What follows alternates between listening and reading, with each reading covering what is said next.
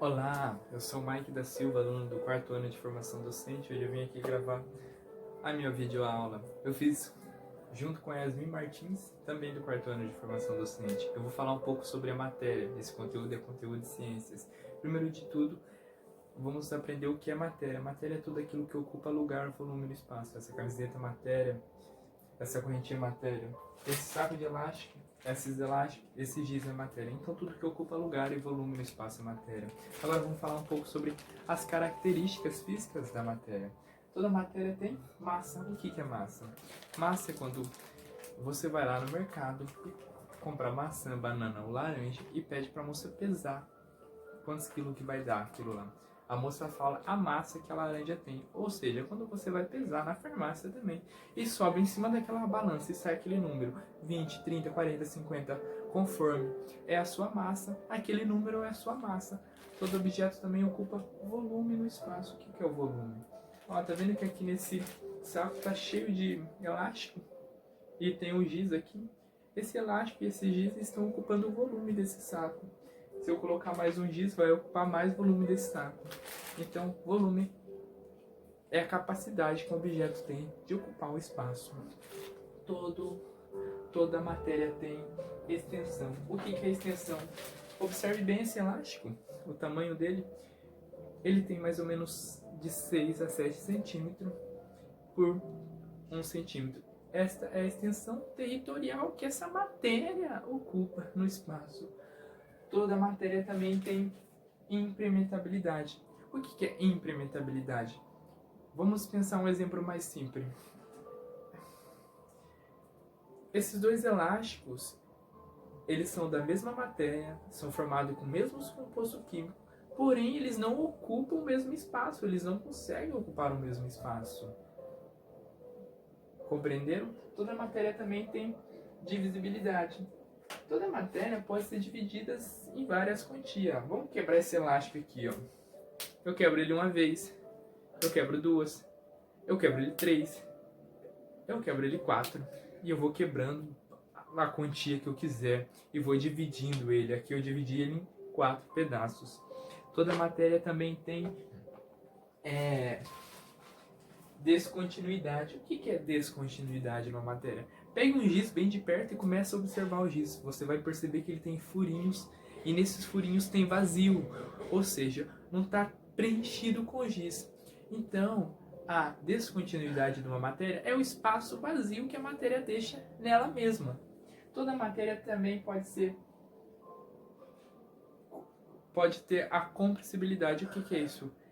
É conforme eu modelo.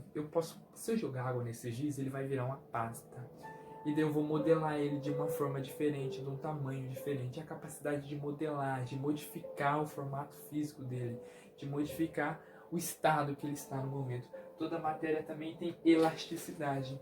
Toda matéria ela pode ser esticada, pode ser reduzida, pode ser aumentada. Esse elástico eu estico ele para cima, para baixo. Se eu mudar o formato químico dele, eu vou continuar fazendo modificações e tendo a elasticidade com ele. Toda matéria é indestrutível. Pense nesse giz. Eu vou começar a quebrar esse giz. Eu quebrei ele aqui, ó, e vou quebrando, mas eu nunca vou conseguir destruir. Sempre vai ter um ato dessa matéria. Eu nunca vou acabar com ela totalmente.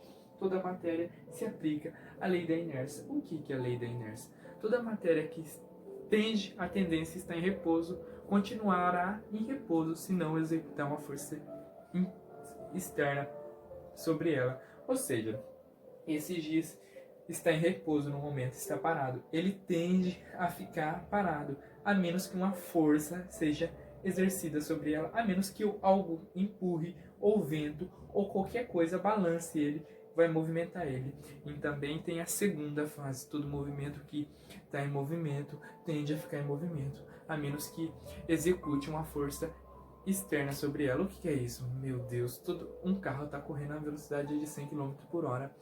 Ele só vai parar se ele bater numa parede ou se uma pessoa ser freada. Então a força externa sobre ela é algo que vai parar isso. É algo que ele vai se chocar ou é algo que vai parar um humano que vai frear.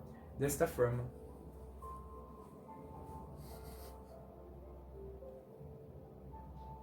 Vou falar um pouco sobre as misturas. a gente tem dois tipos de mistura, homogênea e mistura heterogênea. A mistura homogênea é aquela que a gente consegue detectar só uma face. Aqui tem água com sal, mas a gente consegue perceber só uma face. É água com sal. Aqui a gente tem uma mistura heterogênea. Aqui a gente consegue já perceber duas faces. Isso acontece porque a água é mais densa que o óleo, então a água fica embaixo e o óleo fica em cima. Vamos falar um pouco mais sobre o ciclo ideológico da água para dar continuidade? Ó, a água ela tem um movimento de evaporação, ou seja, quando a água está na poça, no rio, no oceano, essa água é aquecida pelo sol e acontece o processo de evaporação. Ela sobe para a nuvem.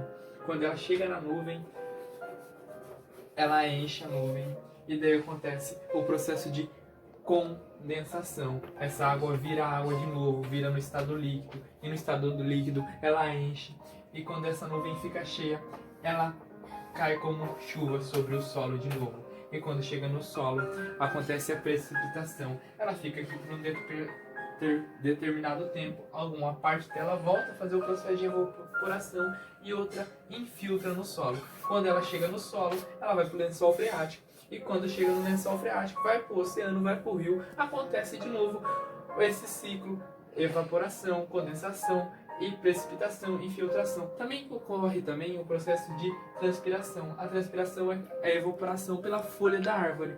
A gente também pode falar sobre um consumo inteligente da água, fazer um consumo mais moderado, porque a água no mundo ainda pode se acabar, então a gente modela, faz reciclagem, recicla